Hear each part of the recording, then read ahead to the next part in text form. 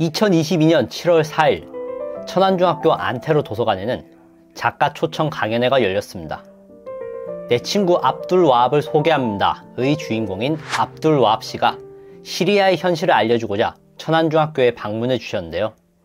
시리아에서는 반군과 정부군 사이의 전쟁이 10년이 넘게 이어져 오고 있습니다. 민간인이 38만 명 넘게 사망했고 1200만 명이 넘는 난민들이 발생했죠. 이렇게 많은 사람들이 다치고 목숨을 잃어가는 동안 국제사회는 대체 뭘 하고 있었던 걸까요? 오늘은 국제관계에 영향을 미치는 다양한 행위 주체에 대해서 알아보도록 하겠습니다.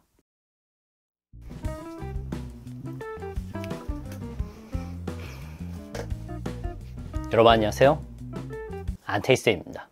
오늘은 사회 2 6단원 두 번째 시간 국제사회의 다양한 행위 주체에 대해서 알아보도록 하겠습니다. 일단 국제사회의 가장 기본적이고 전통적인 행위 주체는 바로 국가입니다. 국가가 뭉친 것이 국제사회인 만큼 국가는 국제관계의 가장 중요한 행위 주체이죠. 하지만 국가 이외에도 국제기구, 다국적 기업, 영향력 있는 개인 등 다양한 종류의 행위 주체가 존재하는데요. 이를 하나씩 자세히 알아보도록 할 겁니다. 그럼 시작해보도록 할까요?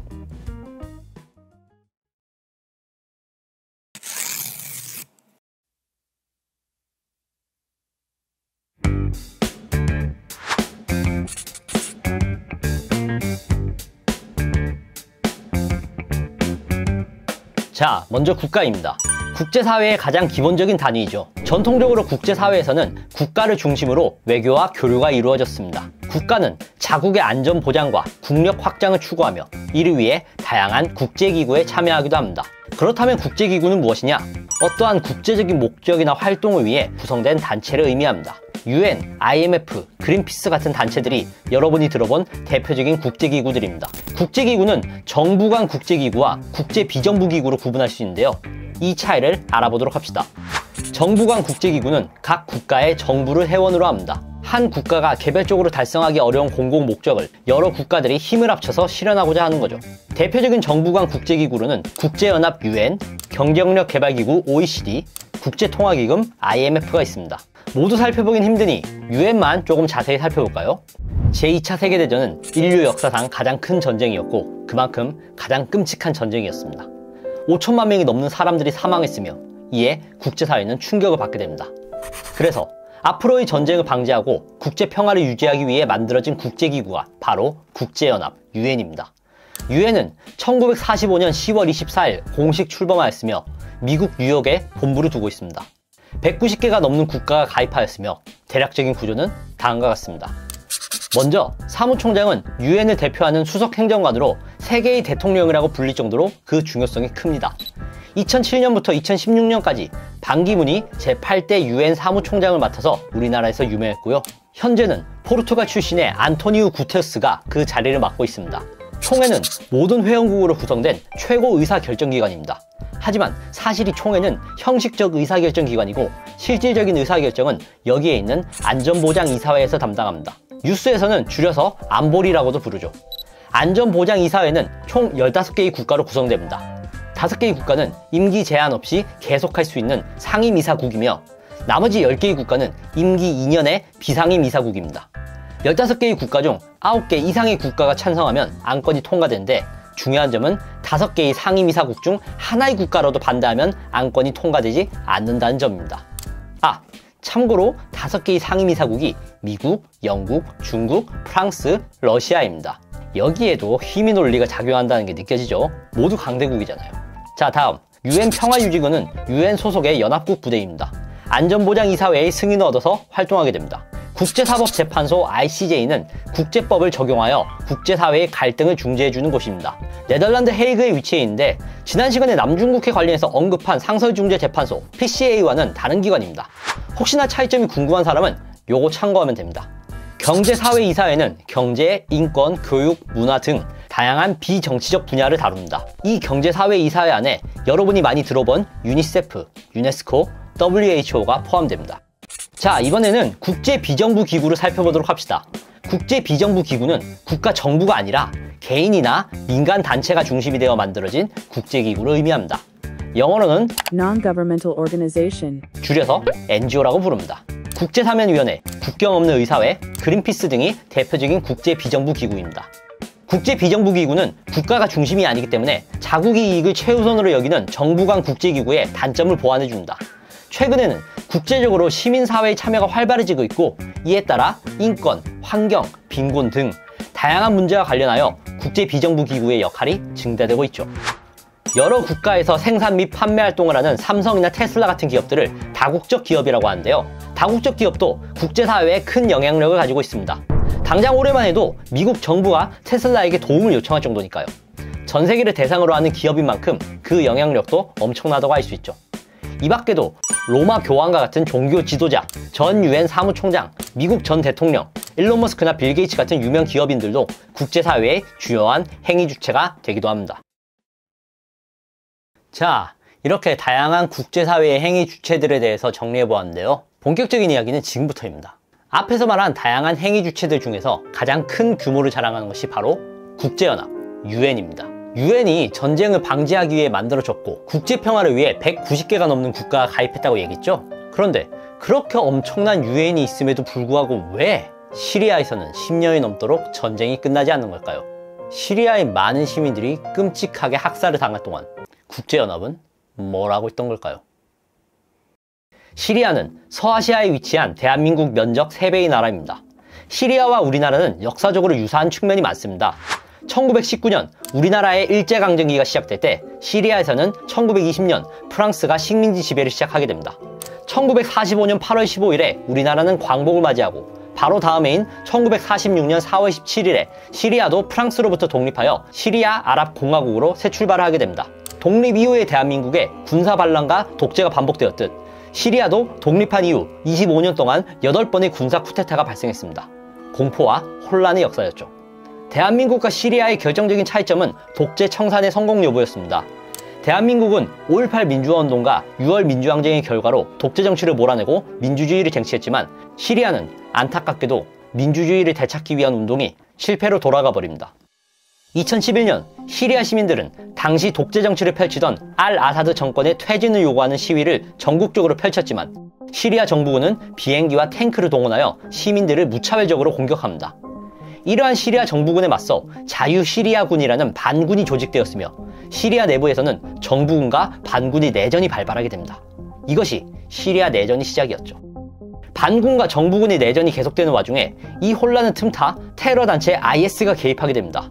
IS는 정부군으로부터 시민 보호해주겠습니다 라고 말하면서 시리아 곳곳에 침투해서는 그 지역의 재산을 압수하고 말을 듣지 않는 시민들은 처형을 해버립니다. 시리아 정부는 IS를 공격하면서 자신들을 테러리스트와 맞서 싸우는 전사로 포장하고 있었죠. 그 와중에 반군은 내부 의견 차이로 여러 그룹으로 분열되고 있었으며 결과적으로 정부군과 분열된 반군 그리고 IS까지 거기다가 자신들의 영토가 없어서 시리아를 비롯한 많은 국가를 떠돌던 쿠르드족까지 개입하게 되면서 혼란스러운 상황이 되어버립니다. 사실 이 시리아 내전이 10년 넘게 계속된 것은 국제사회의 책임이 큽니다. 시리아 주변의 이스라엘, 사우디아라비아, 이란, 터키는 물론이고 전통적인 강대국인 미국, 영국, 러시아, 프랑스, 독일 등은 모두 자신들이 국익에 적합한 세력들을 지원합니다.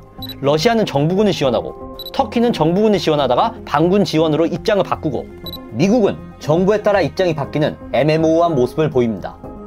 많은 국가들이 지원이 없었다면 사실 전쟁은 금방 끝났을 거예요. 시리아 내부의 병력과 자원은 한계가 있었고 이것이 고갈되면 이들은 싸우고 싶어도 싸우지 못했을 테니까요.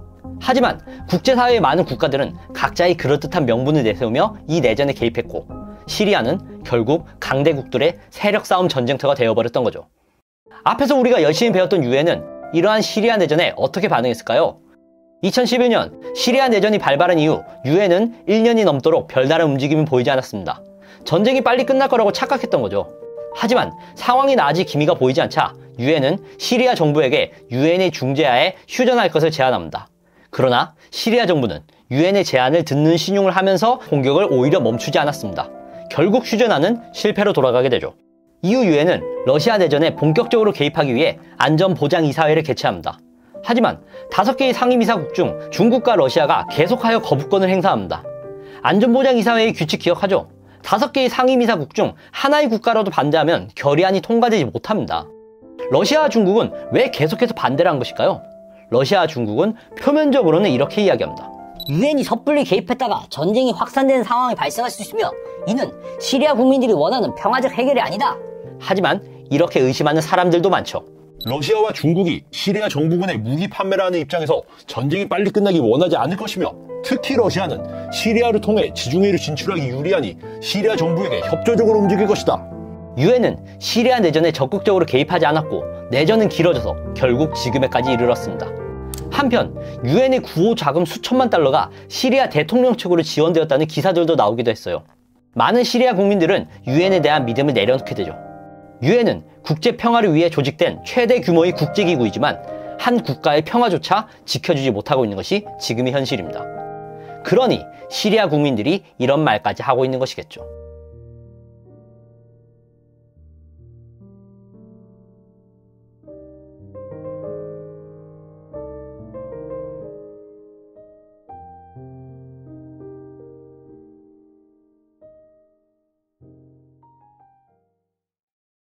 자, 이게 인트로에서 보여줬던 내 친구 압둘와합을 소개합니다 라는 책입니다.